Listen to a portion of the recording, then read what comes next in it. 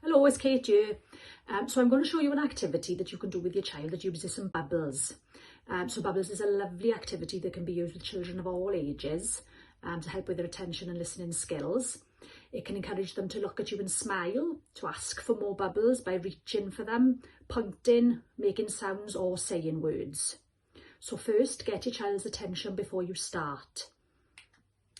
Okay, so I've got my baby here to show you, okay? So we're going to start by getting close to our child, face to face. And we're going to use their name and we're going to show them the bubble container, okay? So, Lily, bubbles. Okay, so next we're going to give them a reason to ask you for more bubbles, right? So we're going to take our bubbles and we're going to blow.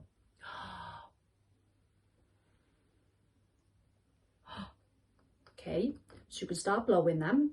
Once you've got their interest and they're looking at you, hold the wand near your mouth and stop, okay? So don't blow any bubbles. Look at your child. Okay, they may look at you, they might reach for the container, they might make sounds to let you know that they want more. So once they send you that message, blow some more bubbles, okay? So baby's looking at me, so I'm going to blow some more bubbles. More?